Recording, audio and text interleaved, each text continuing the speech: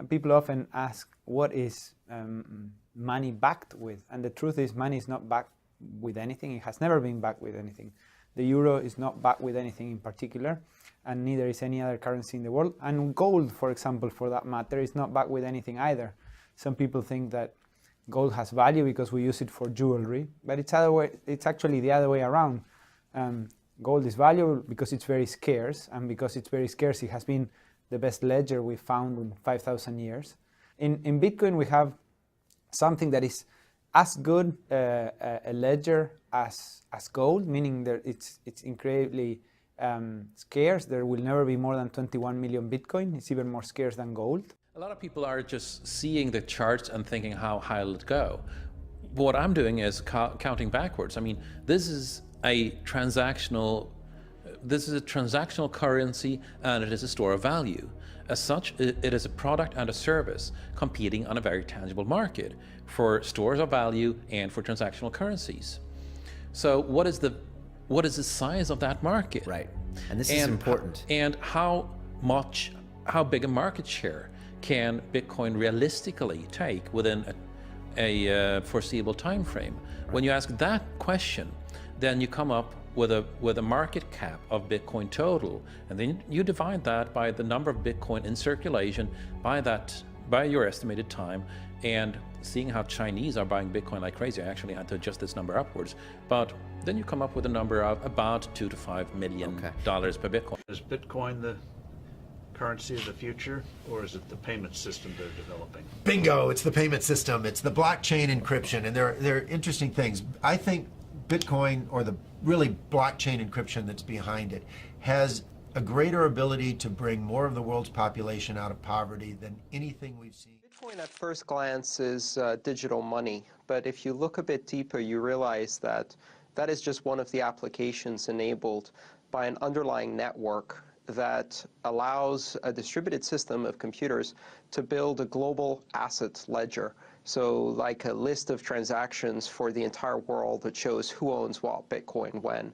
And that's based on a really fundamental invention that allows computers to coordinate in that way without a central authority.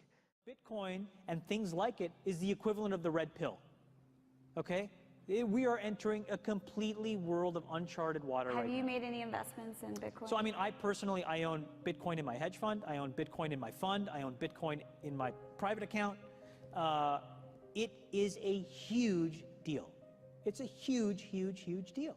Because what you're talking about right now is, for the next 3 to 5 years, an unbelievably better store value. It is gold 2.0. This is a currency that's really going to work eventually? Well, I think it is working, and there will be other currencies like it that may be even better. But in the meantime, there's a big industry around Bitcoin, and you know, people have made fortunes out of Bitcoin. Bitcoin, there is no Bitcoin company, there is no Bitcoin building, there's not even a Bitcoin server anywhere that you could shut down. It is completely distributed. That's what's unique about Bitcoin. It is, for the first time, a way for the two of us to exchange value online without a third-party intermediary. Until the invention of Bitcoin, for you and me to exchange money online, we had to employ a third party, like PayPal, like Visa, like MasterCard. You'll see Bitcoin trading at 1,000, 2,000, 5,000, 10,000. Rick Falkvinia does an excellent analysis. He predicts that Bitcoin will capture between 1% and 10% of the global Forex market, which implies a price of between $100,000 to $1 million per Bitcoin. Most of the people who are on the sidelines not buying Bitcoin today will start to buy Bitcoin when it gets over 1,000. And then a greater percentage of people will definitely plow into Bitcoin when it starts to get over 10,000. Still predicting Bitcoin, $10,000 per Bitcoin in 3 years. Jeff Berwick is with us. He's an early Bitcoin investor, and he thinks that Bitcoin's going to keep on going straight up. And did you tell me during the break, I know you did, repeat it for the viewers, you think it's going to go to $1 million? Well, I don't think it's going to go to $1 million, but it has the definite potential to do that. You're talking up your own book, because you own some Bitcoins, and you're just going to try to make them go up. Well, I'm not doing anything except for saying what I think is the actual truth in the case. What's your connection to Bitcoin? My main connection is I'm incredibly excited about it. Bitcoin is a revolution in money and banking, the same way that the internet was a revolution in communication. Well, in what way are you part of it, other than that you own a Bitcoin or two? What's your part of it? Well, I write the Dollar Vigilante, and our big part of what we talk about is the dollar is going to collapse. And so I'm very excited that there's other alternative currencies coming out from the free market. The world is in financial disarray. Currencies failing, economies in wild flux, jobs being lost. But what if you could build an entirely new economy, one specifically designed for the digital realm? Well, that is the dream behind Bitcoin. Bitcoin, for those of you who don't know, is an electronic online currency that was created in 2009. It was made by someone who did it under the pseudonym Satoshi Nakamoto. Because some people have said, hey, Bitcoin is the answer to those problems. Are you a believer? Well, Bitcoin is exciting because it shows how cheap it can be. Bitcoin is better than currency in that you don't have to be physically in the same place. And, of course, for large transactions, currency can get pretty inconvenient. And what is Bitcoin? Bitcoin is a currency on the internet. I sent 100 euros worth of Bitcoin from here in Tokyo directly to you guys through this camera, through the network, through the TV, right into your home. If I had tried to do that, send you the money with a traditional bank, it would have taken several days and probably cost 30 euros. I just did it right now with Bitcoin instantly, basically for free, and didn't have to ask anybody for permission. I didn't need a bank, I didn't need a government, I didn't need anybody. I just needed myself and you and our smartphones to do it. That's the power of Bitcoin. Funds received. This community is switching to what they think is a better monetary system. A system in which banks are no longer needed because payments could be made directly from one person to another. Bitcoin is fundamentally different because in Bitcoin, you don't owe anyone anything and no one owes you anything. It is not a system based on debt. It is a system based on ownership. And no one can censor it, no one can seize it, no one can freeze it. It's November the 2nd, 2008, just 6 weeks after the Lehman Brothers collapse. And all over the world, there are panicked debates about how to save the banks. Then, on a little visited web forum for cryptographers, a document appears in which a completely new monetary system is proposed. The visionary author calls himself Satoshi Nakamoto. These were the darkest days of the financial crisis. So that to me suggests a very clever mind that saw an opportunity, the perfect opportunity to introduce a new radical technology and a new radical approach to money and finance at just the right moment when people would be very open to making this big shift that's required to adopt a new currency. What's exciting for me is like a global economy. Right now we say we have a global economy, but I can't take $1 and give it to you in the Netherlands and then you know what to do with it, right? You would have to go and change it to your native currency.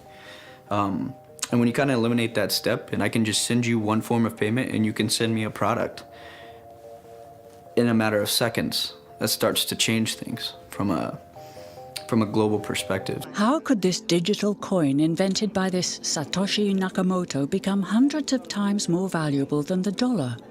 And why do enthusiasts like Roger Fear want the world to switch to bitcoins?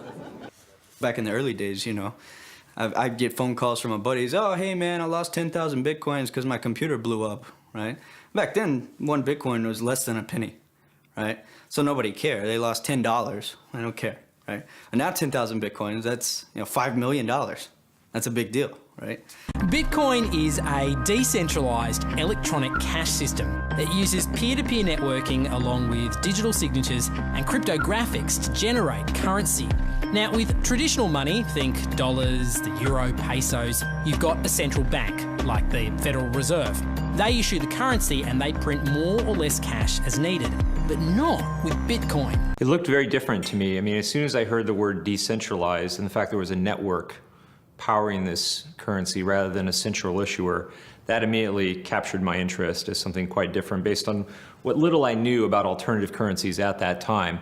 The government couldn't come in and shut down a server and end Bitcoin. It would have to shut down the entire internet or turn off the electricity grid. to stop Bitcoin. And so that was really attractive. So gold is kind of hard to divide. Bitcoin divides down to 8 decimal points instantly, super easily. Gold is really, really difficult to transport. If I want to transport gold from here to Moscow, it'll cost a bunch of money to do that, and it's dangerous, and you have to have armed guards and who knows what. With Bitcoin, I can send Bitcoin from here to Moscow or to Holland instantly, just like that, basically for free. I don't have to pay for a bunch of armed guards. It just happens almost like magic. If you ever ask somebody why they think gold's valuable, they can't ever really tell you. They always give you these like weird stories around, oh, it's like a precious metal, isn't it? It's pretty. While we think it has all this intrinsic value, this intrinsic value of gold has been largely constructed in people's heads, often by actually like association with power, association with religious figures. Bitcoin has potential for similar types of construction. He undermined the ability of every single government on the entire planet to control the money supply. And that's how every single government in the world is controlling their citizens and their economies today. And he just basically, knocked their feet right out from under them with the invention of Bitcoin. And I'm sure that's going to make a lot of people who want to control other people by force really, really upset. You can buy Bitcoin at the Shell station.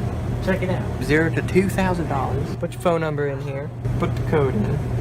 Scan it.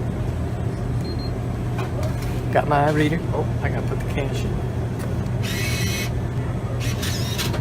Good. Got $2. Hit finish. Oh. $2 in Bitcoin. Just like that. From this machine. I just turned cash into digital currency. So thinking that it's too late to get involved in Bitcoin is like thinking it's too late to get involved with the internet or too late to get involved with using a cell phone. Like, it's not too late to get involved with Bitcoin. If Bitcoin becomes really popular all over the world, Bitcoins are going to have to be worth at least tens of thousands of dollars a Bitcoin, if not hundreds of thousands of dollars per Bitcoin. So thinking it's too late to get involved with Bitcoin is like thinking it's too late to get involved with using the internet. Of course not. Like, it's ubiquitous in our lives, and Bitcoin's going to become ubiquitous in our lives as well.